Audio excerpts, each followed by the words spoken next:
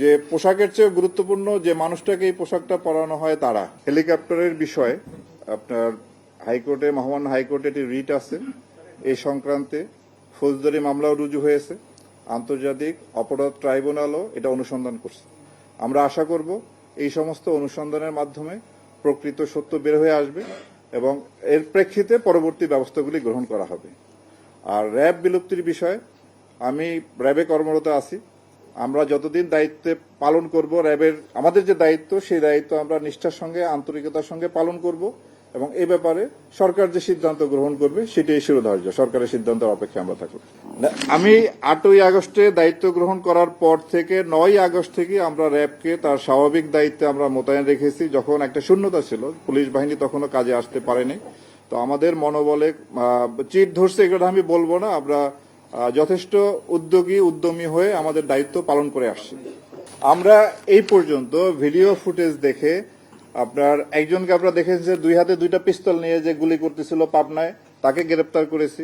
যাত্রাবাড়ি এলাকায় লিটন নামে একজন ছিলেন, তাকেও আমরা গ্রেপ্তার করেছি এবং এই পর্যন্ত সর্বমোট 30 জনকে আমরা গ্রেপ্তার করেছি এবং আরো যারা আছে তাদেরকে আমরা গ্রেপ্তারের চেষ্টা অব্যাহত রেখেছি। ছিনতাই, ডাকাতি, চাঁদাবাজির সাথে সম্পৃক্ত 16 জন র্যাব সদস্যকে আটক করে তাদের বিরুদ্ধে ফৌজদারি অভিযোগ আনয়ন করেছি এবং ভবিষ্যতেও কোনো সদস্য যদি এই ধরনের অপরাধের সাথে সম্পৃক্ত হয় তাদের বিরুদ্ধে ফৌজদারি মামলা এবং পাশাপাশি বিভাগীয় মামলা দুইটি অব্যাহত থাকবে এবং আমরা এই বিষয়ে অত্যন্ত কঠোর অবস্থানে আছি।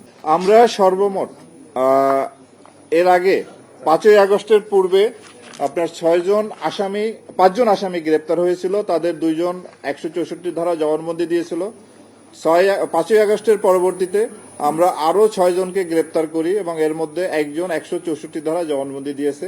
এই মামলার তদন্তে যথেষ্ট অগ্রগতি আছে এবং আমরা এই মামলার তদন্ত দ্রুত সম্পন্ন করে আইনগত ব্যবস্থা গ্রহণ করতে সক্ষম হব। পোশাক পরিবর্তনের বিষয়ে আমরা চিন্তা ভাবনা করতেছি র্যাবের জন্য, যাতে একটি আইন প্রণয়ন করা যায়। র্যাবের কোনো আপনার নির্দিষ্ট আইন নাই, আর্ম পুলিশ ব্যাটালিয়ন আইন সংশোধন করে র্যাব বাহিনী গঠন করা হয়েছে।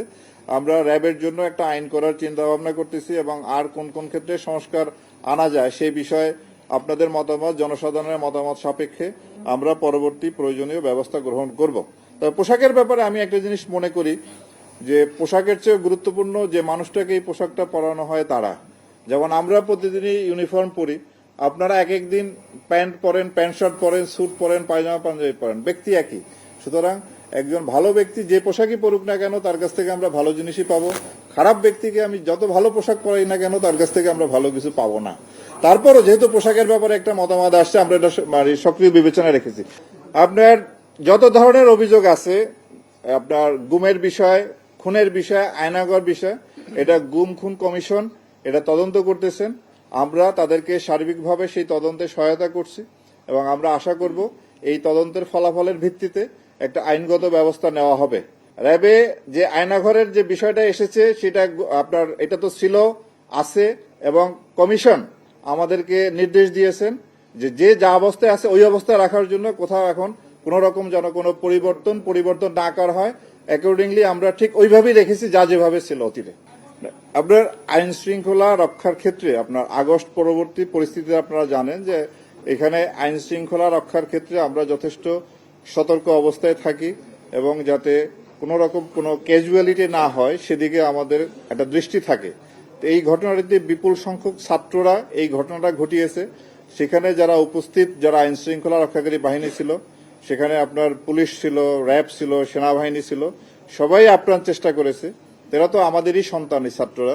সুতরাং কঠোরতম ব্যবস্থাগুলি বাস্তবতার কারণে সেখানে নেওয়া সম্ভব হয়নি, বাট পরবর্তীতে আলাপ আলোচনার মাধ্যমে এবং আইনগত প্রক্রিয়ার মাধ্যমে এর একটা সমস্যার আপাতত সুরাহা করা গেছে। বাট ভবিষ্যতের ক্ষেত্রে আমরা এই ধরনের পরিস্থিতিতে আরো সতর্ক থাকব যাতে এই ধরনের বড় ধরনের কোনো দুর্ঘটনা না ঘটে এবং ব্যাপক ক্ষয়ক্ষতি না হয়।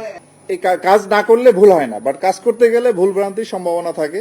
তো এই ক্ষেত্রে যাতে ভুল ভ্রান্তি ভবিষ্যতে না হয় সেই ক্ষেত্রে আমরা সতর্ক থাকব এবং বগুড়ার ওই ঘটনায় সে পেশাদারিত্বের পরিচয় না দেওয়ার কারণে ওই অফিসার, এটা তদন্ত চলতেছে, এর উপর আমরা তদন্ত করতেছি এবং তদন্ত পরে আমরা পরবর্তী ব্যবস্থা গ্রহণ করব।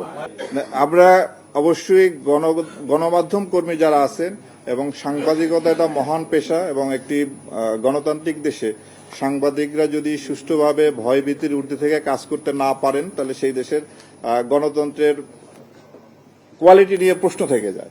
তা আমরা আশা করব আমাদের সাংবাদিক বন্ধুরা ভয়ভীতির ঊর্ধ্বে থেকে আপনাদের পেশাগত দায়িত্ব পালন করবেন এবং আপনাদের নিরাপত্তার জন্য আমরা সর্বাত্মক এবং সর্বোচ্চ অগ্রাধিকার দিব এবং প্রয়োজনীয় ব্যবস্থা গ্রহণ করব। আমরা আমাদের দেশে জঙ্গিদের তৎপরতা ছিল, এটা আমরা দেখেছি। র্যাবও সেই ক্ষেত্রে কার্যকর ব্যবস্থা গ্রহণ করছে।